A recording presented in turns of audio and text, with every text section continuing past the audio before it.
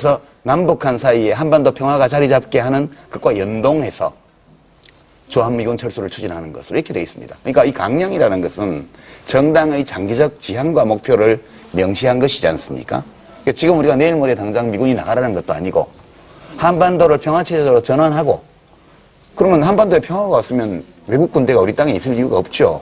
그럼 도대체 언제까지 보수당들은 대한민국의 주권과 대한민국의 작전권과 대한민국의 국가안보를 도대체 언제까지 외국 군대에 의지하실 생각입니까? 이제 우리도 한반도 평화를 정착시키고 나면 자주국방을 해야죠. 그 지향을 담은 것이 우리 통합진보당의 강령이기 때문에 그거 가지고 뭐 이렇게 네. 무슨 위험한 사상을 얘기하는 것처럼 그렇게 보시면 평화체제에 대한 얘기를 많이 하는데 평화체제에 지금 이렇게 되면 이 총선에 관한 토론이 안 되니까 우선 입장을 한번 들으시고 그다음 아니 근데 제가 잠깐 설명드릴게요. 일단 네 분의 그 당 관계자를 모셨고요. 두 분 전문가께서는 당의 입장이라기보다는 전문가 입장에서 모셨기 때문에 가능하면 오늘 토론이 네 분께 기회를 드리는 것으로 정리를 하고 싶습니다. 아니 그렇다 하더라도 말씀하시고요. 예. 그렇다 하더라도 그러니까 말씀하십시오. 바른 기회가 계속 지나쳐 가버리기 때문에 말씀하십시오. 사회자가 역할을 좀 해주셨으면 좋겠습니다. 예. 그 한미 FTA 문제나 그 강정마을 문제를 이제 보수 진영 쪽에서는 자꾸 이념 문제로 몰고 가려고 하지 않습니까? 방금 우리 홍 대변인도 그런 말씀이신데 자꾸 그렇게 이념 문제로 키우려고 하는 것인데요.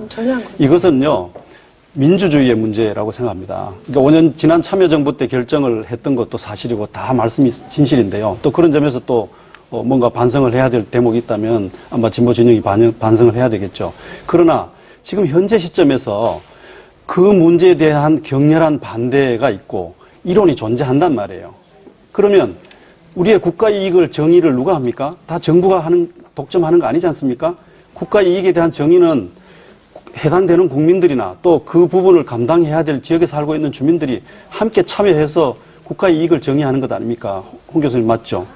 그렇다고 본다면 격렬한 반대가 있는 이 시점에서 그 문제를 다시 충분히 검토하고 타당성에 대한 조사도 지금 미진한 대목이 있기 때문에 그것을 철저히 해나가자 하는 것이 제주도의 입장이고 그 문제에 대해서 이론을 가진 사람들의 입장이거든요. 그런데 이 얘기를 자꾸 5년 전에 했던 일 아니냐라고 하는 말하자면 과거의 결정 책임론이라든지 또 이거 무슨 또 이데올로기 문제가 아니냐 이렇게 몰고 가는 것은 이 국가이익의 문제를 아주 비생산적으로 빠뜨리는 거라고 저는 생각을 합니다. 그래서 저는 제가 조금 전에 해야 할 말씀을 잊어버렸기 때문에 기회를 놓쳤기 때문에 말씀을 드리면 지금 이번 이 선거는요 보수 세력은 보수 세력대로 어떻게 새로운 보수로 탄생하느냐 진보는 어떻게 새로운 진보로 하느냐가 이번 선거의 가장 중요한 관건이라고 제가 말씀을 드렸잖아요.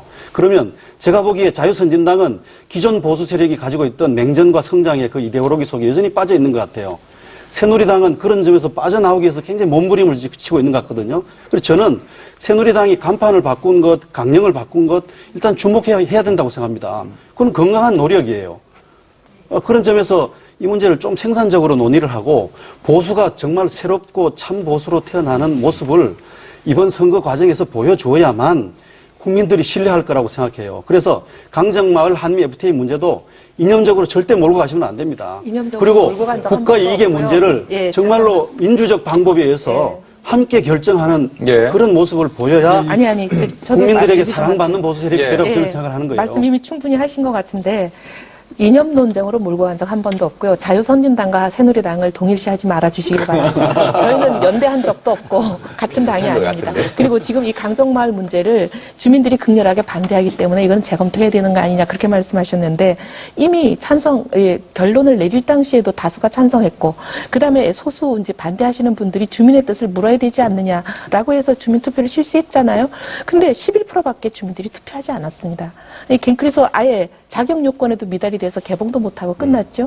이거 보면은 주민들이 극렬하게 반대하는 분들이 있지만 그분들이 다수라고 볼 수 없는 상황이라는 점을 말씀드리고 싶고 그다음에 저는 민주당의 이해가 안 되는 건 뭐냐면 본인들이 집권했던 정부 시절에 강정마을이라고 결정을 내렸습니다. 모든 굉장히 민주적인 절차를 중시하는 당이 아니었습니까? 그때 당시에. 그렇게 말씀하시면서 어떤 뭐 포악과 강압으로 이 결정을 하셨는지 모르겠지만 여태까지 보면은 그런 흔적은 보이지는 않거든요. 민주적으로 다 투표해서 결정한 걸로 보이는데 지금 와가지고 갑자기 제주의 해군기지는 만들어야 된다.